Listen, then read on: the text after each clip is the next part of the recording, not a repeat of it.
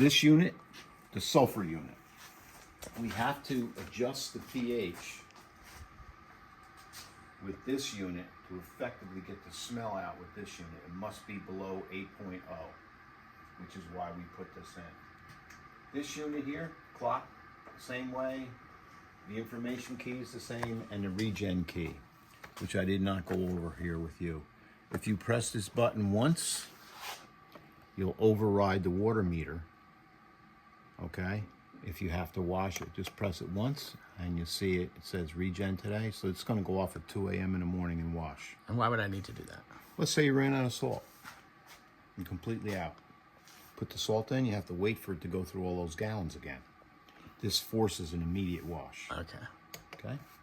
You notice this one is saying regen today because this is washes every third day for about 16 minutes. So it's due to wash tonight.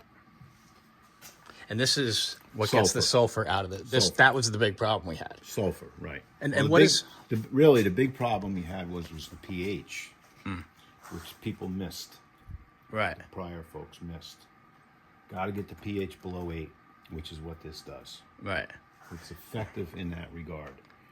What is actually happening to the sulfur? Okay, so what happens here is sulfur being a gas, not a liquid or a solid, travels into this tank, and inside this tank there's an air bubble.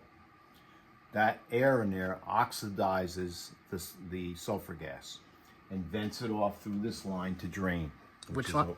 This line right here. Okay. These are drains. When they wash, it sends the gas out into your septic, which is code. Both units do the same thing. And also in here, there's a cubic foot and a half of catalytic carbon. Why? Number one, catalytic carbon is a great absorber. It's chemical free. It doesn't promote bacterial growth. And it will capture oxidized sulfur, which are sulfites, little black particles, okay? So it's really clean in the water. It's like a giant Brita filter for the house, okay?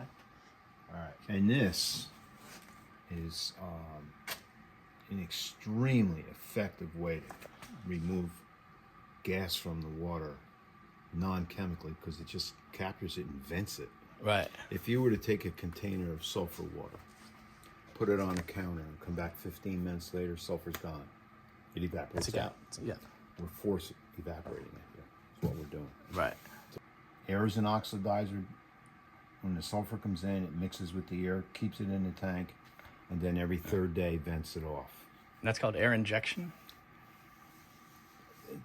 Technically it is, but it isn't, because air injection it's the old way of treating sulfur gas, injects air into your water supply and then vents it off.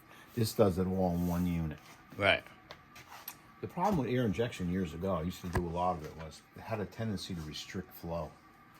You have to put a device in here called a micronizer. It sucks air in, and the hole in that micronizer was about the diameter of a pencil. Right. And all your water had to go through that, so we had to upsize everything.